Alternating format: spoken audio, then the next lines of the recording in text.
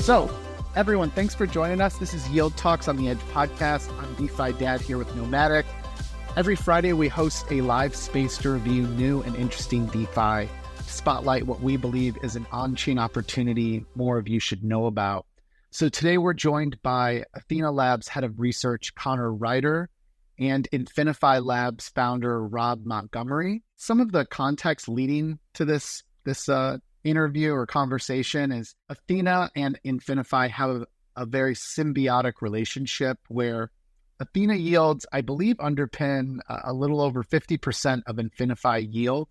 And while they are instrumental in InfiniFi, InfiniFi actually helps to amplify Ethena yields by using a fractional reserve design. So we're going to talk about how that all works.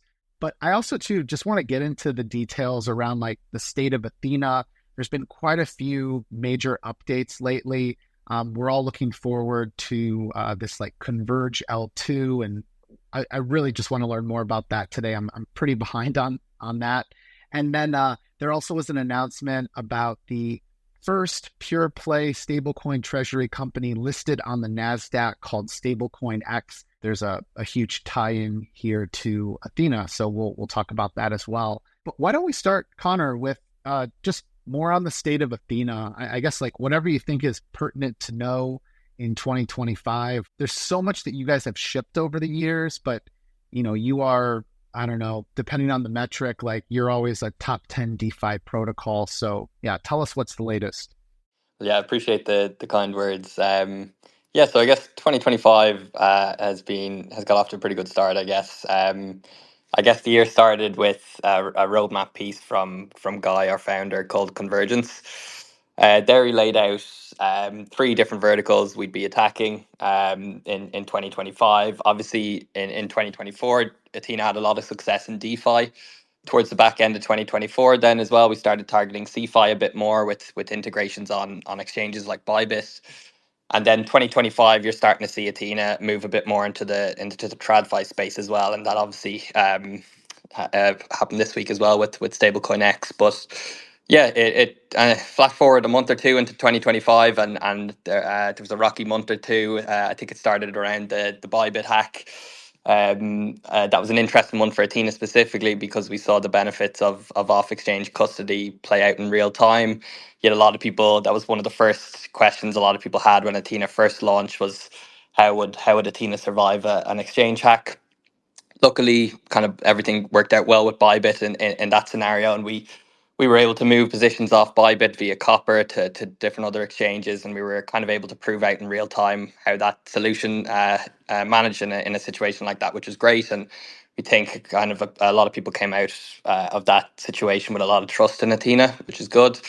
A few months later, I guess, then the kind of trade war stuff kicked off, and we saw funding rates dip to around 4 or 5%, and Ethena offering kind of more or less the risk-free rate for a month or two, and you would have seen supply plateau. But in the last kind of month or so, we've seen funding rates pick up again.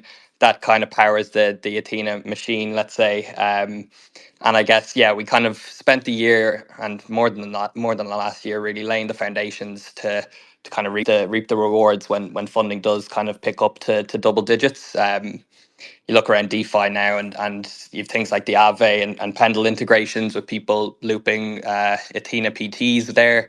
You've kind of 2 billion assets on each of those platforms. You have the likes of Bybit, like I touched on, Telegram. Just a ton going on. Nearly too much to get into right now, but we're happy to dive into anything there. But I think with funding coming back now, Athena's USDe has just reached kind of all-time high supply, and we just printed kind of 12% APY this week as well. So starting to reap the rewards for a lot of the kind of heads down building we've done over the last year or so.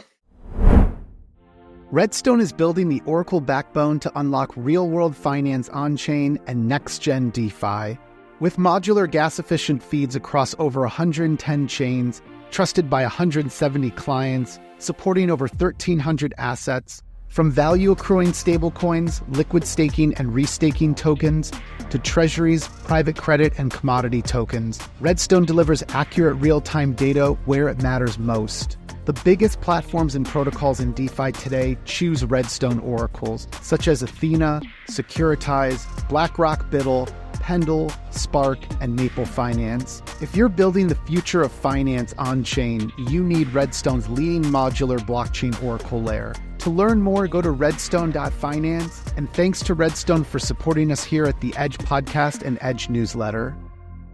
Maple Finance is one of my favorite products in DeFi. It is a gateway to sustainable real yield powered by over $1 billion in AUM across USDC and BTC products. And now with SYRUPUSDC by Maple, anyone can earn institutional-grade yield. Learn more at syrup.fi, and thanks to Maple for supporting us here at the Edge Podcast and Edge Newsletter. FALCON Finance, the team behind the fastest-growing synthetic dollar, with institutional yields that are competitive and sustainable, offering yield optimized across your favorite DeFi protocols. Point season is now live. Learn more at falcon.finance. Spark, one of the leading DeFi protocols, has had a year like no other, deploying $2 billion into RWAs with BlackRock's Biddle and other institutional giants, adding over $1 billion in TVL, and distributing over $9 billion across the DeFi ecosystem. Now, Spark are setting their sights on further global expansion and have introduced the Spark token, which is available on leading centralized exchanges. There's never been a better time to discover Spark, the on-chain capital allocator. Learn more at spark.fi. Yeah, just the last few weeks have been crazy, just kind of looking at your growth again. And maybe, Conor, can you just describe the importance of, we're seeing the animal spirits come back to crypto. Can you kind of get into just a little bit deeper that relationship between the importance of funding rates and Ethena? Sure. Yeah. So as I said, funding rates kind of do fuel a lot of Athena's growth, and that's been the case since we launched. If you go back to when we launched at a pretty opportune time with funding rates higher than like 30-40%. It was a pretty interesting time, and we saw kind of explosive growth from Ethena then. Ethena was built with kind of high funding rates in mind, and that's the scenario we kind of did want to take advantage of. And we thought that was like a net new solution for the industry, where I put out a tweet this week about sUSDe having the kind of highest APY in the industry at scale. The interesting thing about Ethena is that obviously we're one of the only kind of issuers that are accessing the perpetual futures market, which is kind of even more liquid than spot markets. That's like a $1 billion kind of cash flow opportunity there, with actually not that much competition. If you compare it to like RWA issuers, there's like 100 RWA issuers competing on basis points. Or you look at Ethena, there's not much competition on a cash flow in the billions of dollars. That's like perpetual futures open interest on like a 10% funding rate. So Ethena was built to take advantage of kind of double-digit funding rates, and we thought then sUSDe offers kind of a compelling use case for apps and asset allocators like we have today to build upon and to allocate towards, especially in high funding environments. So I guess funding rates do power a lot of the growth for Ethena, but it's not really by accident. It was definitely built with that in mind. Rob, could you share a bit more about InfiniFi? Like, what are you guys building? You went live pretty recently. What do we need to know as DeFi users about InfiniFi? We offer higher rates on pretty much every asset in existence. It's probably the place to start. But going out from there, what we have built is a system that combines a fractional reserve with a maturity tranche. So we're able to take the higher yields that you find in longer duration assets and the lower yields that you find in truly liquid stuff like money markets, and then we tranche them out according to how long you're willing to wait to get your money back. Then we take your money from the liquid depositors, we put that into the duration assets, so we have more money in the higher yielding assets, and depending on what tranche you're in, the senior, which is, a truly liquid deposit receipt token, that's iUSD, which is receiving, I think, about 8.5 right now, 8.75.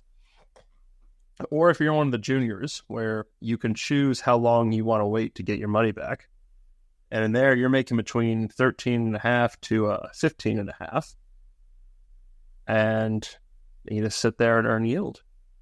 That's pretty much how the system works. The interesting second and third order implications are that if you're holding USDe raw right now as sUSDe, well, I could be making you a higher return while giving Ethena deeper TVL. Because what I'm doing is when you deposit $1 in me that otherwise would have been in a duration asset, I take some of the capital that's sitting over there in the liquid deposit side, hanging out in Aave, Morto, Euler, one of those places, just waiting for somebody to deploy to the duration. And I plug that capital in alongside your dollar.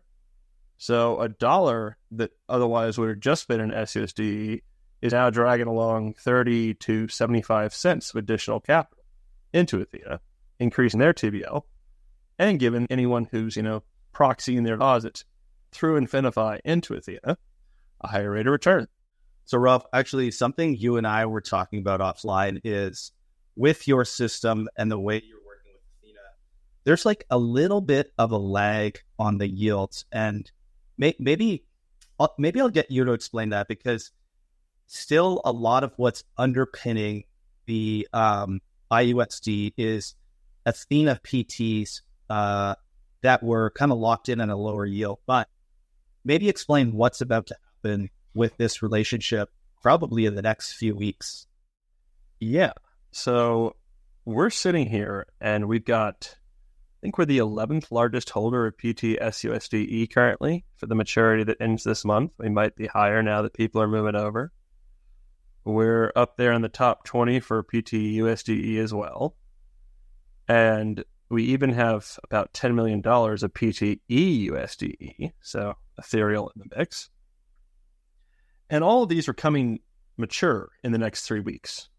That first segment of Ethena, that actually matures a week from now. PT sUSDe and PT USDe. I think we have something like 12, might be $15 million of capital on those assets right now.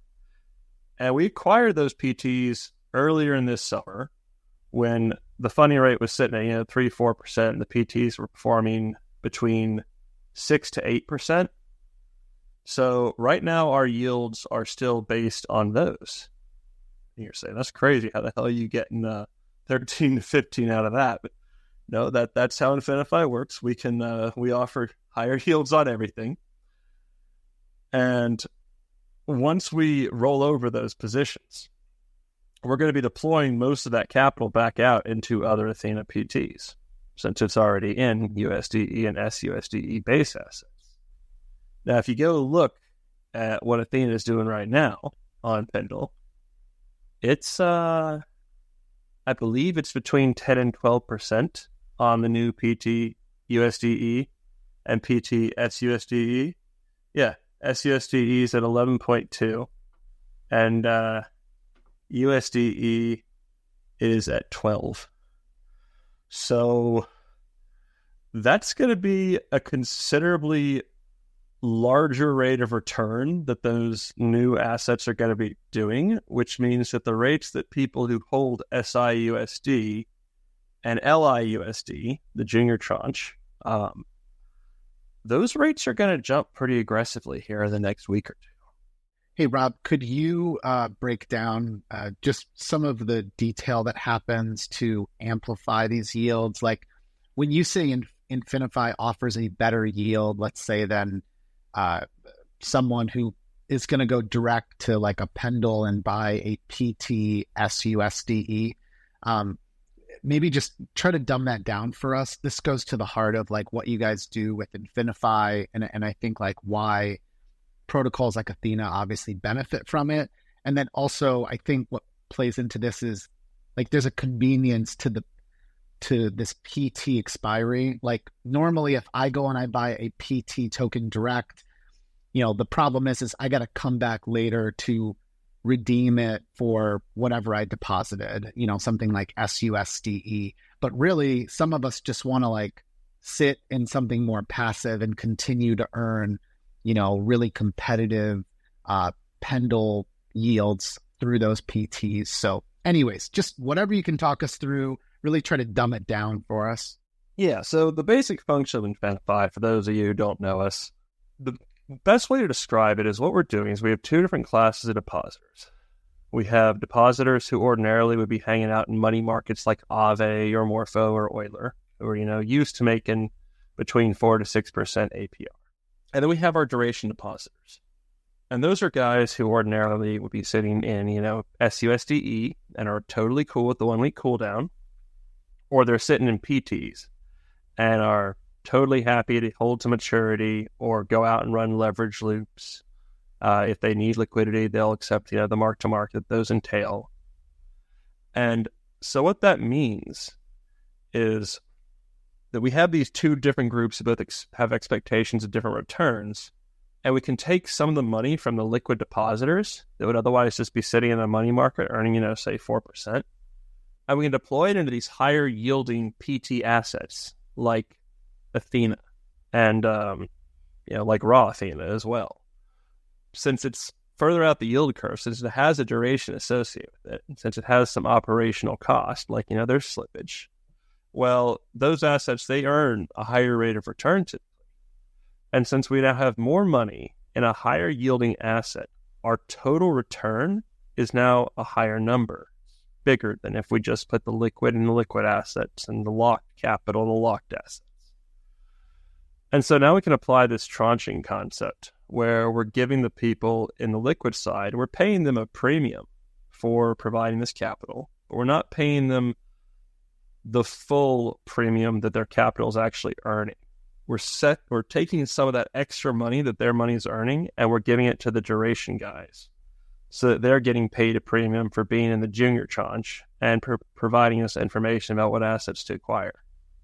What ends up happening, therefore, is these guys who are ordinarily being, a 4% asset, now they're doing 8%.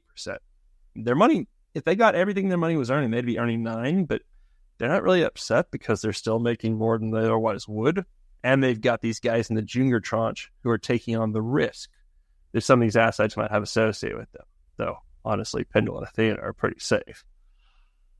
So they end up making above the rate they'd make in a money market, but probably below the rate they'd make in a PT.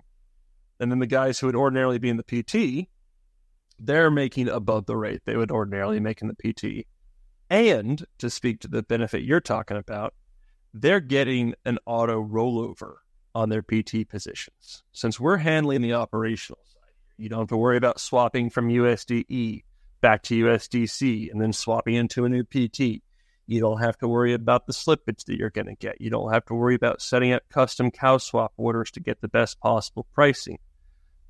Us being a protocol, we can benefit from, economies of scale and the sorts of deals that you can only get access to when you have those economies of scale.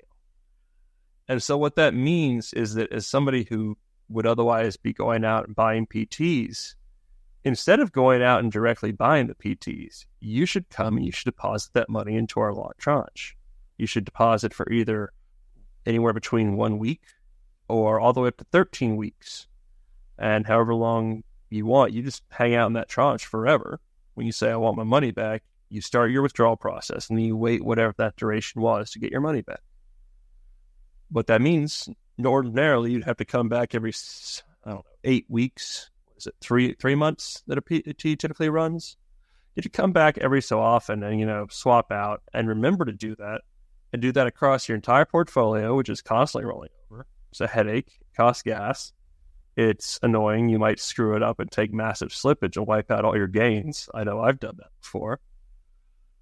But through us, we do that for you. And so all you have to do is set it and forget it, and you're getting a higher yield than you would in the raw PT. And if you're one of those guys who wants to loop it, you're getting a better spread. Yeah, I think you keyed in on a lot of kind of taking away some of the frictions there that can go into buying the PT, because you're basically holding it in the underlying and getting a higher yield on it. One little thing of alpha I want to throw out there, again, this is not financial advice, but for those of you that like to use Pendle, InfiniFi just launched their SIUSD Pendle pools, I think a couple days ago. And the interesting thing about those is they also give yield and points, but underlying yield, again, as we talked about, is still tied to kind of the older Ethena PTs that are expiring soon. And as soon as this rolls over, this SIUSD is going to get exposure to the yield of the higher Ethena PTs, assuming they're going to be higher. I think that's the trajectory we're on. Again, not financial advice, but all that to say, I personally see a nice little opportunity forming with these Pendle YT SIUSDs. I know that's probably fairly nerdy and niche, but for those of you listening, it could potentially be a good opportunity. But I want to go over to Conor here because I think there's a ton of stuff we need to be talking about just about what's happening in Ethena, in that ecosystem in general. So one thing, Conor, can you maybe like walk us through what Converge is and maybe where you're at with rolling Converge out? Sure, yeah. So yeah, for anyone that doesn't know, Converge is kind of a joint blockchain initiative with Ethena and Securitize, and it comes back to this convergence kind of roadmap piece that I was talking about from Guy in January of this year, where we see Ethena as being the kind of vehicle that essentially forces the convergence of CeFi, DeFi, and TradFi. So yeah, so Converge is kind of built with that in mind. We have a ton of interesting apps coming out on Converge, some of which are already kind of out there live today. The highlight of that would probably be Ethereal. Ethereal is kind of like it's an external team building a spot and perp dex, but it's built on USDe. So I guess for us that's super interesting. It's something which we've been pitching is probably the wrong word, but looking for basically a team to build with is these USD denominated trading pairs. So if you think about it from a user point of view, usually a user kind of obviously denominates their trading pairs in a stable coin like USDC or USDT. And you're probably margining a linear perp with that too. The problem is though, on your margin collateral, you're not obviously earning any rewards. It's not productive collateral. So you kind of have to margin these perps, and oftentimes paying the funding rate for going long. What's interesting about USDE denominated perps is that you have the potential to kind of earn Athena rewards on your margin collateral. That's kind of, yeah, fundamentally, I think, game changing for a lot of perp traders. If you can have kind of productive collateral that's earning, call it 8 to 12% a year. Think of it like you're essentially kind of offsetting your funding cost to go long.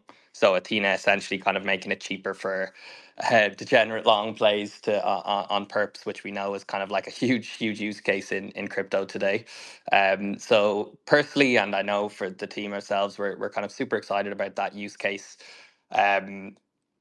Another interesting thing is obviously Ethereal are kind of committing 15% of their future token supply to ENA holders, which again is also super interesting for the Athena ecosystem. And that's true of, I guess, a lot of apps in the Athena ecosystem as well. I know InfiniFi here are kind of rewarding Athena holders as well.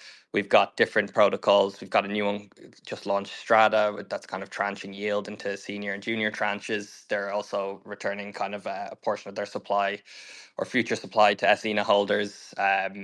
It's essentially kind of trying to emulate this BNB model that's been pretty successful. I think not a lot of people appreciate how successful that BNB model has been for Binance users. Like, if you're holding BNB and you're staking that in their kind of launch pools, we saw definitely in 2024 anyway, a lot of the most successful kind of airdrops, definitely on launch anyway, in terms of price action, were kind of launched on Binance. And BNB stakers and holders kind of got great exposure to those airdrops, and they kind of, yeah, that essentially, I guess, was quite productive for BNB holders. So we're trying to emulate a similar type model for ENA, where simply kind of by staking ENA, you're getting exposure to a lot of different protocols, building on top of USDE. And I guess that's the vision we had from the start for USDE, is to be kind of this like neutral base layer that's powering a ton of different apps and a ton of different kind of like on-chain asset allocators.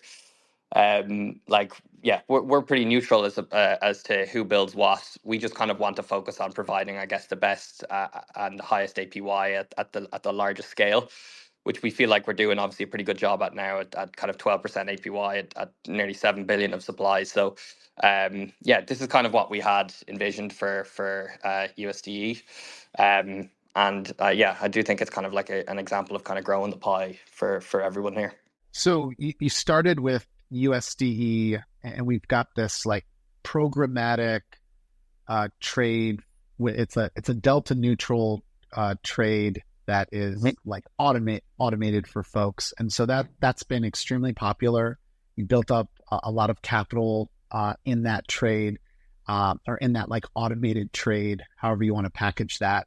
And then, in my understanding, like the way to think about this is like the next major pieces to this like grand vision for Ethena is Converge acting as an L2, so we can transact cheaply. And then we've got PerpsDex, which would be ethereal. And remind us, what will be the collateral there again? Is it just sUSDe, USDe, or do you guys call it something else? I can't remember. So for ethereal, it'll be USDe. There is also something which is kind of more of an upcoming launch is iUSDe, which is essentially allowing kind of like a permissioned structure around sUSDe. So again, this kind of falls in line with this convergence narrative that a lot of like traditional finance players can't like actually access on-chain yields. They can't actually access like on-chain assets. They need a more kind of institutional friendly, like regulated wrapper around those assets, and that's what we're trying to do with iUSDe, and hopefully then that powers kind of like permission versions of the apps that have been successful in DeFi today. So we think there's hopefully a market there, and that's quite untapped. And we're talking like in the billions, hundreds of billions there that can actually kind of onboard, net new funds to DeFi and everything. We essentially see DeFi, over the last few years as really shuffling the same chips around. A lot of it's been used for like speculation use cases, whether that's kind of PerpDex trading or meme coins.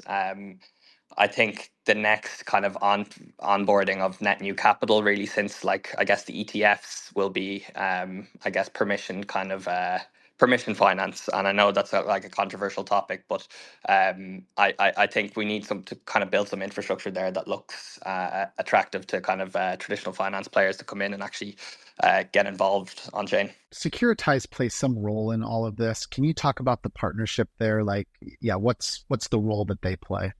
Yep. So Securitize has been a partner with us for a while now. They actually issue USDTB, which is our kind of more fiat collateralized stablecoin. And they essentially have a kind of wide network of institutional players in traditional finance, like the KKR and BlackRock and other entities. And so, they'll essentially kind of go to market with us and kind of pitch this to TradFi and hopefully, as I said, onboard this kind of new capital. And they're pretty much the perfect partner to do that with us, we think. MANTLE is charting a course towards a future of enabling crypto access for everyone, with major endeavors to build MANTLE Banking and MANTLE Index 4. MANTLE Banking means a new crypto neobank that helps users spend, save, and invest across their fiat and crypto finances, all in one account. MANTLE Index 4 is a tokenized fund in partnership with one of the leading tokenization platforms in the market. You can think of MI4 as the S&P 500 of crypto. To learn more, check out group.mantle.xyz, and thanks to the MANTLE community for supporting us here at the Edge Podcast and Edge Newsletter. Hey folks, I want to tell you about our sponsor GEARBOX, the protocol that reimagines on-chain lending. With GEARBOX, you can access 10x credit across DeFi or lend for passive yields with single asset deposits and no impermanent loss. Users can access leverage to margin trade, stake, farm, and more. To learn more about GEARBOX, go to gearbox.fi. Rumple Labs is revolutionizing DeFi. Rumple lets you turn points into profits by tokenizing rewards you can trade from top protocols like Pendle, Ethena, Fluid, Symbiotic, and many others. No more waiting for airdrops or TGEs. DeFi's smartest investors are already using Rumple to unlock instant liquidity and maximize their yields. So join Rumple today and start spinning your points into gold. Learn more at rumple.xyz. Say hello to Puffer UNIFI. Puffer Finance is expanding beyond native liquid restaking with new products such as UNIFI-based ROLLUP and UNIFI Pre-Confirmations AVS. UNIFI is not just another L2. UNIFI is a based rollup, one that will solve L2 issues, such as slow withdrawals versus instant withdrawals with Puffer UNIFI. Puffer UNIFI is fast, capable of sub-second transactions. UNIFI also has boosted Puffer points, which means if you bridge assets, you earn boosted Puffer points and rewards from dApps on UNIFI. Puffer's core products mean a bright future for Ethereum. Learn more at puffer.fi. There's exciting news around the fact that there's, call it like a pure play stablecoin treasury that will be on the NASDAQ. And anyways, yeah, tell us all about that. What's going into StablecoinX? Sure, yeah, and I guess just a disclaimer to start, I'll probably have to keep this quite high level, just obviously when we're dealing with kind of public companies, it's a lot different than I guess talking about and tokens and everything. So yeah, I guess this kind of comes back to again this whole thing about convergence and trying to align DeFi, CeFi, and TradFi together. I think everyone's pretty aware at this stage that there's this kind of like stable coin super cycle going on. Particularly, I guess, with TradFi, we can see the kind of latent demand there for exposure to the stablecoin narrative. We saw it with Circle's IPO proving kind of very successful. Obviously, Tether is like one of the most profitable businesses in the world, honestly. There's obviously no way for investors to get exposure to Tether. They've obviously done so with Circle, and that proved successful. But yeah, we're seeing every week kind of a new bank, new fintech, or a new corporation comes out with news that they're exploring stablecoins. Stablecoins are like, yeah, top 20 holder of US treasuries now. So I guess yeah, it's about kind of trying to funnel that TradFi demand into a vehicle in which they can invest into Athena. So I guess that's what StablecoinX is. You can think of it as like an ENA treasury vehicle. And yeah, probably the most interesting thing I think about StablecoinX is actually, and this went out on the StablecoinX Twitter account, so I'd recommend checking that out as well. And their most recent tweet is, if you look at the cash raised for StablecoinX, it was about 260 million. If you look at that as a percentage of the actual market cap of the obviously underlying token, so ENA here, it's about 8% of the ENA supply that'll be kind of locked up in this treasury vehicle. You compare that to a lot of the other vehicles out there. So even if you combine all the vehicles for hype, you're only at around 2% of hype supply. For ETH, it's about 0.4%. It's all on the chart in that tweet. Again, I'd recommend going to have a look at that. I think that's what's interesting here, and maybe it was like an underappreciated aspect about the launch of that, is exactly kind of how much demand there is for this ENA vehicle, which obviously yeah, it could potentially be a big sink of supply for of ENA. So yeah, super excited about that. Again, it's just kind of being able to kind of funnel some of this demand now we're seeing for stable coins. Like even since when I joined Athena over 2 years ago now at this stage, I was already pretty bullish on stable coins. I definitely saw this as one of the most kind of sustainable use cases, and actually like meaningful use cases that crypto can offer. And it's a narrative that I think, TradFi can definitely get behind more so than any narrative we've had in the past. I think if you look at, meme coins, NFTs, even things like decentralized exchanges, I think this is a lot easier for TradFi to understand. Stable coins look quite similar to things they have in their own infrastructure, and they're obviously quite keen, and they see the benefits now of kind of adopting stable coins. So I guess look, you have Tether and Circle, and Athena's I guess the third largest issuer as well. So I guess it was probably due to give TradFi a way to kind of access Athena exposure. Conor, I want to make sure we're understanding this. The StablecoinX like treasury, they would be buying up the Athena ENA token, right? Like we talk about it as the stablecoin pure play because of the exposure to Athena, but like ultimately the treasury strategy is to be buying the ENA token. Yeah, so it's a little more complicated than that. There's a few more layers involved, and again, this is where I probably have to keep it kind of high level, and I'd recommend checking out both the Athena tweets and the StablecoinX tweets for kind of exactly the flow here. But essentially, it'll be at the end of the day the foundation buying back ETH tokens. So the foundation would have committed a certain number of ETH tokens to this vehicle in exchange for obviously cash, and then it uses that cash to buy ETH. And it's actually buying about $5 million worth a day for the next 6 weeks. And yeah, so you can expect, I guess this is where the kind of sink of supply comes from, and this accumulation of ETH, which is hopefully super interesting. Yeah, I mean, we've seen so much interest in ETH treasury strategy stocks lately. So it's exactly what you said. It's meeting the demand in traditional finance for this exposure. What I've been blown away by is just the appetite for bigger money to get exposure to, the likes of ETH and Bitcoin. And we've seen some other treasury strategy stocks for Sol and Hype. But like even just today, I think BitMine bought something like 200 some odd thousand ETH. So, I mean, just enormous demand out there. And so it's cool to see a DeFi pioneer like Ethena leaning into this. And there's a lot of demand for stablecoin exposure. We actually just recorded a podcast yesterday with Electric Capital about why holding ETH is one of the best ways to benefit from or get exposure to the upside of stablecoin growth. And so anyways, none of this being financial advice, but this to me is an extremely interesting play. And I'll definitely be digging into everything you mentioned there and following all updates here. On that note, I think this is a great place for us to wrap up, guys. So first off, I want to remind our listeners they should learn more about Ethena by going to Ethena.fi. They should learn more about InfiniFi by going to InfiniFi.xyz. Follow Ethena_labs on X. Follow InfiniFi Labs on X.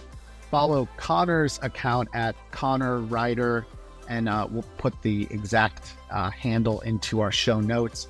And then be sure to follow RobAnon94 as well. That's Rob's personal account. And all of these references, these will be in our show notes. Otherwise, guys, thank you so much for coming on. Just exciting updates to hear on Ethena and InfiniFi. And then, love to give you both a final word here before we go. And otherwise, we'd love to have you back in the future. Yeah, no, thanks for having us. Really enjoyed the chat, and excited to see more apps like InfiniFi being built. Excited to continue accumulating the USDe, and very much looking forward to Converge. Thanks everyone for tuning in. To stay up to date with future episodes, plus get expert tips, strategies, and exclusive content, subscribe to our free newsletter at the-edge.xyz.